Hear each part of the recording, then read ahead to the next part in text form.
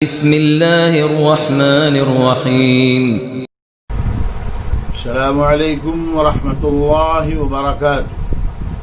الحمد لله وكفى وسلام على عباده الذين اصطفى.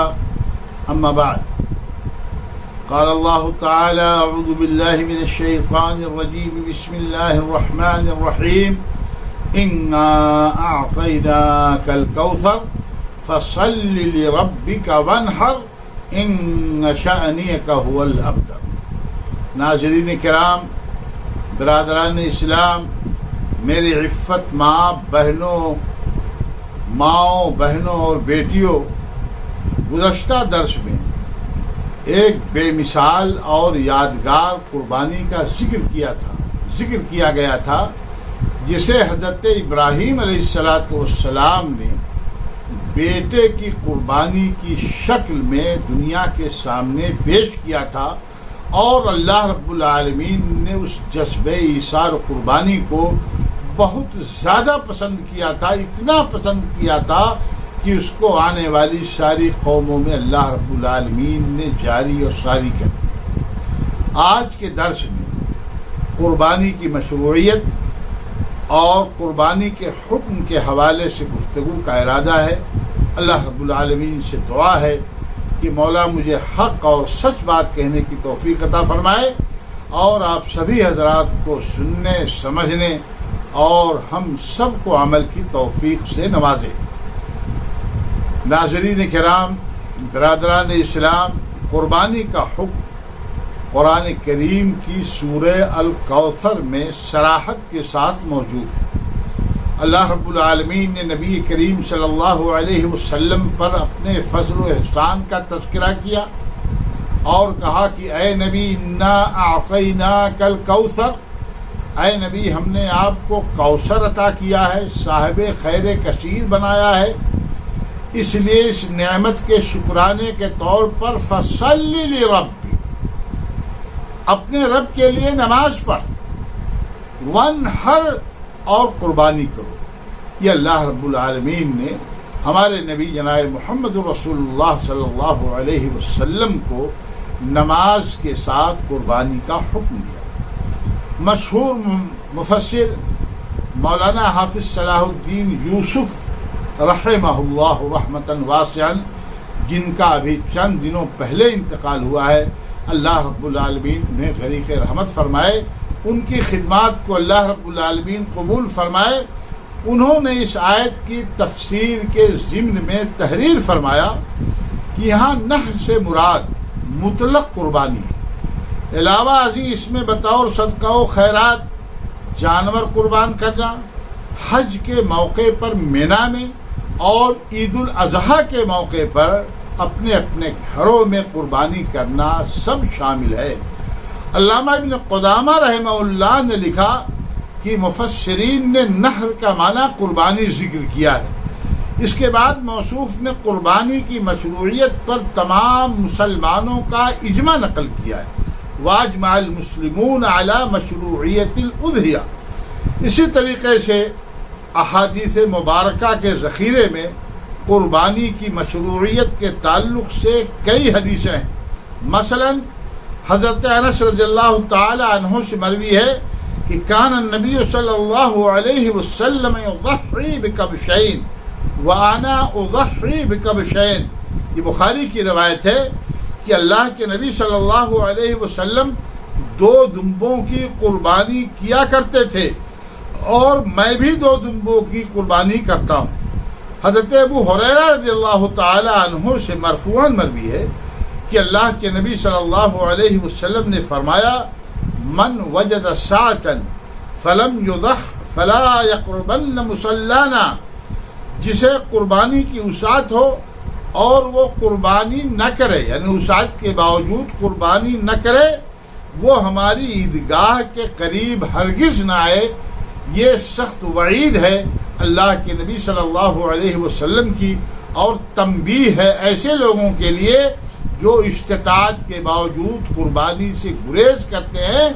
اور اسلام کے شعار کو مختلف بہانوں سے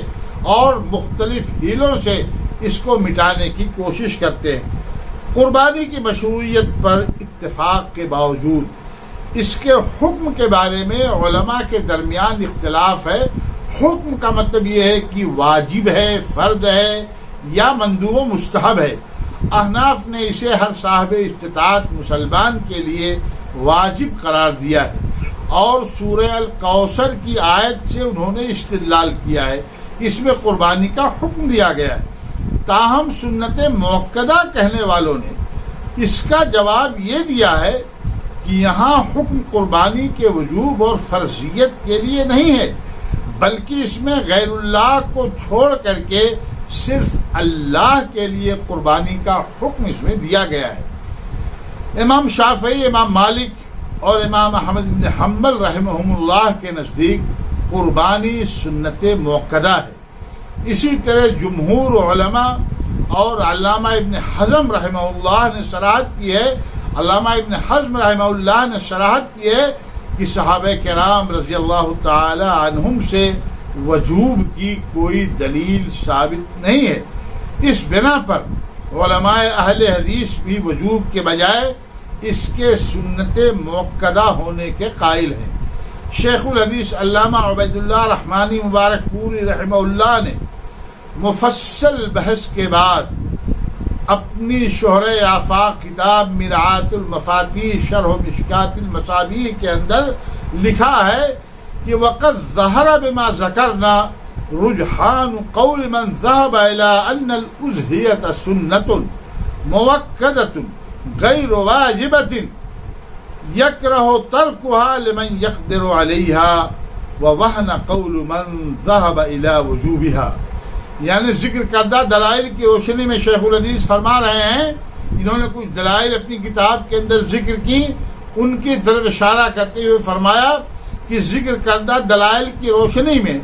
ان لوگوں کے قول کا راجح ہونا واضح ہو گیا۔ راجح ہونا مطلب قوی ہونا واضح ہو گیا، جو قربانی کو واجب نہ قرار دے کر اسے ایسی سنت موقدہ کہتے ہیں جس کا ترک یعنی جس کا چھوڑنا صاحب استطاعت شخص کے لیے ناپسندیدہ اور مکروہ ہے، اور ان لوگوں کی رائے کا ذوب بھی نمایاں ہو گیا جو قربانی کو واجب قرار دیتے ہیں۔ امام بخاری رحمہ اللہ نے قربانی کے تعلق سے اپنی صحیح میں باب قائم کیا ہے، باب سنت الاضحیہ۔ اس کے بعد حضرت عبداللہ ابن عمر رضی اللہ تعالی عنہما کا یہ اثر نقل کیا ہے کہ ہے سنت و معروف، یعنی قربانی سنت ہے اور یہ بات معروف و مشہور ہے۔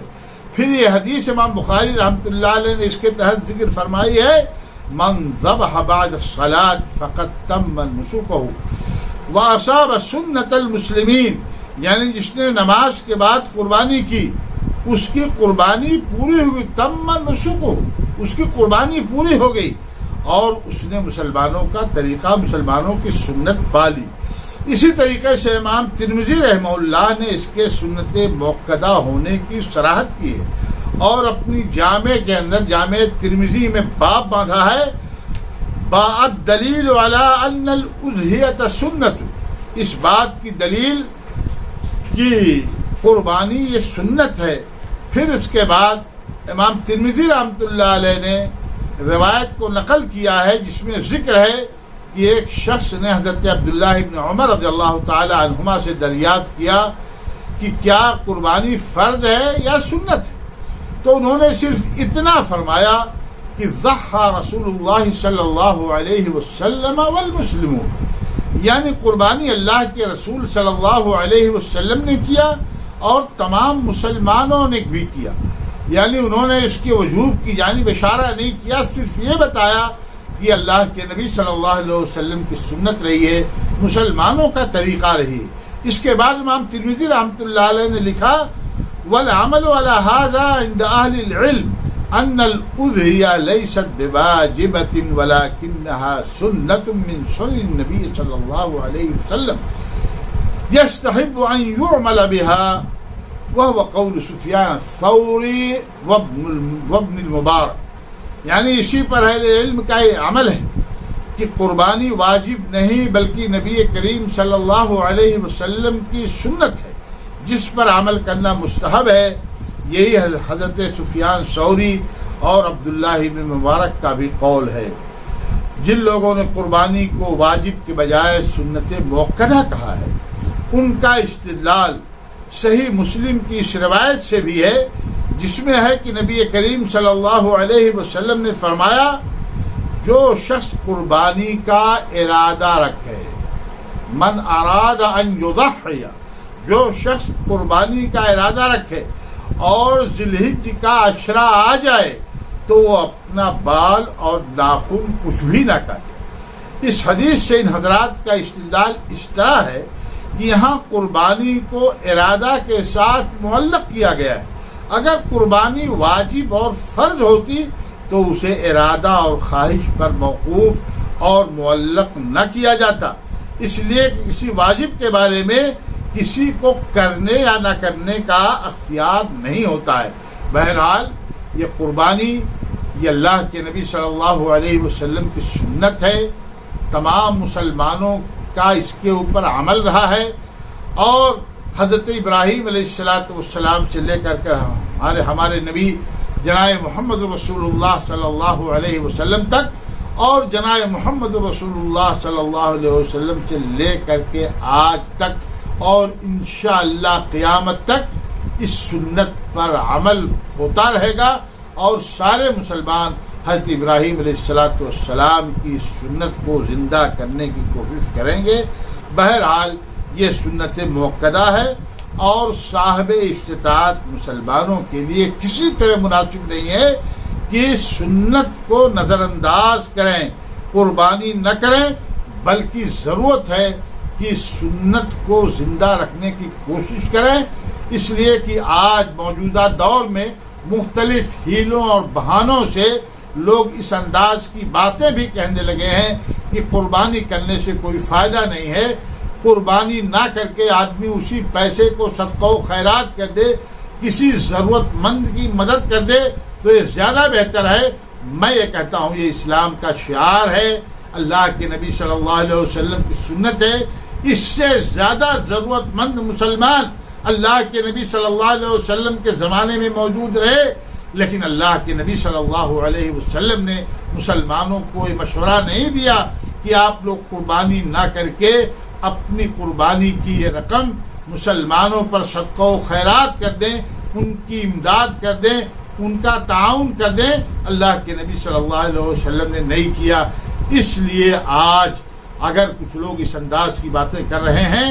تو ان کو جواب دیا جائے اور ان کو بتایا جائے کہ اللہ کے نبی صلی اللہ علیہ وسلم کی سنت ہے، اسلام کا ایک شعار ہے، اس شعار کو باقی رکھنا ہر مسلمان کی ذمہ داری ہے۔ اللہ رب العالمین ہمیں اس سنت کو زندہ رکھنے کی توفیق عطا فرمائے، اور قربانی کا جو اجر و ثواب ہے اللہ رب العالمین اس اجر و ثواب سے ہم سب کو نوازے، آمین۔ وآخر دعوانا ان الحمد للہ رب العالمین، والسلام علیکم ورحمۃ اللہ وبرکاتہ۔